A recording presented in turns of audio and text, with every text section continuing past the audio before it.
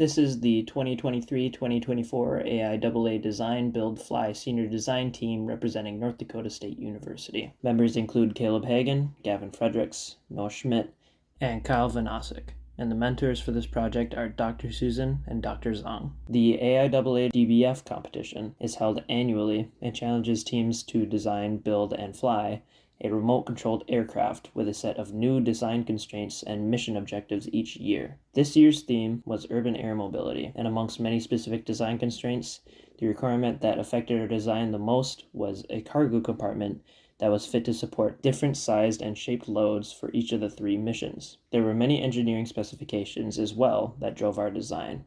A few of the biggest ones being a parking configuration that required the plane to fit in a 2.5-foot parking space, a wingspan limit of 5 feet, and a runway that permits only 20 feet before the plane must achieve liftoff. The design of our plane required calculations run in the program XFLR5 to determine the airfoil, angle of attack, and total wing surface area. This guided the wing design, completed in tandem with the fuselage, landing gear, and empennage designs. Models of these parts were made in the CAD software Creo Parametric, and the designs were further analyzed with finite element analysis using the program ANSYS Workbench. Our design utilized a square fuselage, a single tractor propeller, a folding wing, and a bow taildragger style landing gear. Manufacturing consisted of mostly 3D printed and laser cut components. To construct the wing and fuselage, balsa wood ribs were laser cut and fit over a system of carbon fiber tubes. These structures also included a nose cone, tail bracket, wing hinges, and wing mounting brackets that were 3D printed in PLA.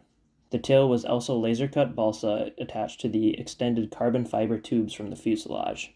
The landing gear was 3D printed in a continuous fiber inlay with a nylon filament to get a lightweight yet durable front bow. The entirety of the plane was further wrapped in a heat shrink plastic wrap called Ultracoat, using an iron to stick it to and shrink the gap between the ribs. Multiple tests were performed on the plane, including a thrust test and a wingtip load test. Following the completion of manufacturing, the plane was ready to be tested. Multiple test flights were completed and the plane's performance was observed for any redesign needed. The liftoff and landing were both smooth, including a liftoff which was roughly 5 feet shorter than required in the design constraints. Minor adjustments were made to the propeller mount and the rudder size to increase maneuverability, but otherwise the plane was ready for competition. The competition ended up going great.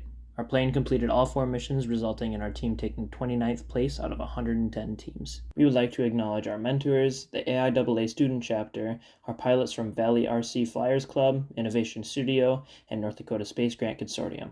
Finally, we would like to thank the ME department for making this project possible.